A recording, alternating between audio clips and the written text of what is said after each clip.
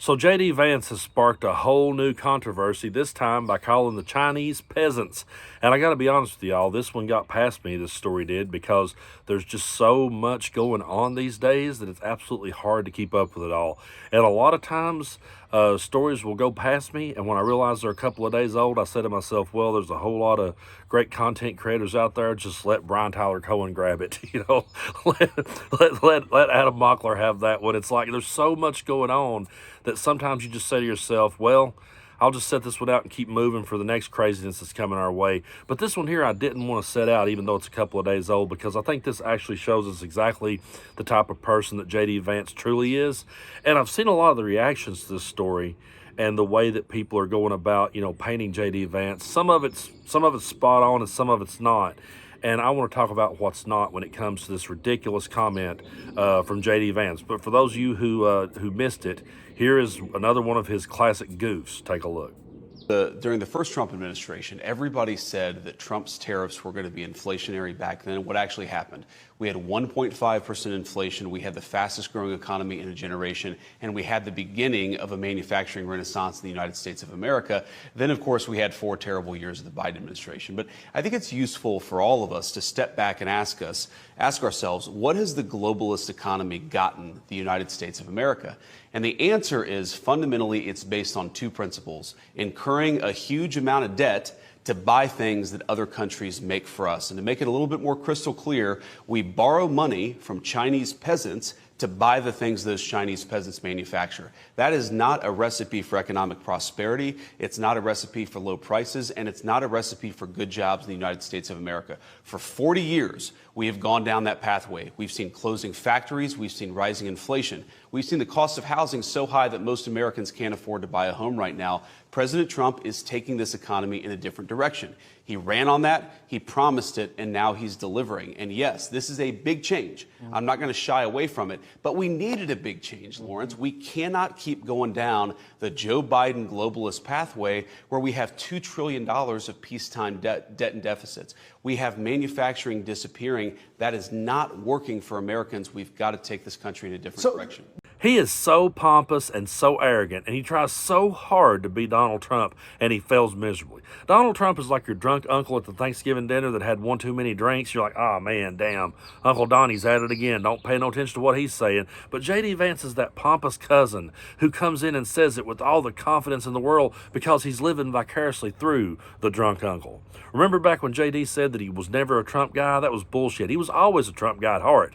He just one day woke up and realized, you know what? If I get behind Donald Trump, I can be my arrogant, pompous self. I don't have to hold back how I feel about people. I can say it for how I really, truly feel about it. And that's what's happening these days. But I saw a whole lot of responses to this. China has called him ignorant and arrogant and rude, and all those things apply. And right when I sat down to make this video, I saw that China has already said they're going to retaliate with 125% tariffs on the U.S. So they're not taking any of this laying down. They're not taking any of this lightly. They're going to come back swinging, and it's just going to make life harder on everybody. So shout out to Donald Trump on that for causing Americans' life to suck even worse. But the thing that I think a lot of people got wrong in this J.D. Vance fiasco is I saw people saying, well, who's he to call people peasants when he's from rural America? And who is he to call people peasants when he's the guy that wrote Hillbilly Elegy? And I would say this, in the words of Andy Bashir, he ain't from here. He's not one of us. And there are people that looks down on Southern people, and J.D. Vance has always been one of them. He's always looked down his nose at people like us and always thought that he was better. Yeah, he may have come down and visited Mamaw once a year. He may have come down and hung out with his cousins, but he was always the kid that came down. I guarantee you he was the kid that came down and made fun of the accent, talked down, looked down on his hillbilly cousins in Kentucky, and now he can say it all out loud with no filter, and he doesn't have to worry about it. He doesn't have to worry. All he has to do now is say these things. He can be his true self, and we can all see him for what he is. We saw the childless cat lady comment. Now this. I'm not shocked. This is the true J.D. Vance. This is who that he really is. When he said he was never a Trump guy, no, he was always this guy. He just finally got the freedom to be it. But he's always looked down his nose on people like us, and he ain't from here, and I will always point that out and call that out. And it's a real shame that people in my part of the world caught on to a fake hillbilly like him and followed him to the moon. And the reason why they did is because, once again, he, along with Donald Trump, empowered their hatred. That's what this is always about. You can always boil it right back down every single time. You can take it right back down to hatred, because they wouldn't take it from anyone else. They wouldn't take it from anyone else. But if someone will allow you to be your hateful self, your pompous self, your arrogant self, you will absolutely love them to the moon. And that's what's really happened here. JD is truly finally getting to be himself out loud. But he's not. He's not a hillbilly. He's not one of us. And I'm never going to let him say that he is. But what they do is they demonize people. They cause their base to hate those people unjustly. And then they can do anything. I mean, look at what they've done. They got in, they demonized federal workers, fired all these federal workers, and then Trump manipulates the market. His rich buddies gets richer. He sits back and laughs about it, brags about, oh, yeah, he made $2 billion. Ha, ha, ha. They laugh all the way to the bank because they got everybody angry at federal workers.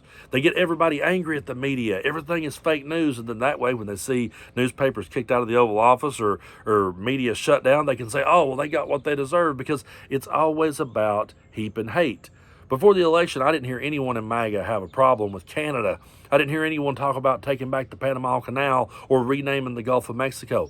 But this was all stuff that Donald Trump threw at them, and all he has to do is throw it at them, tell them who to hate next, and they'll roll with it. Tell them to call the Chinese peasants, and they'll roll with it. And now we're absolutely getting dragged and trolled all over the internet by people who are sick and tired of this administration.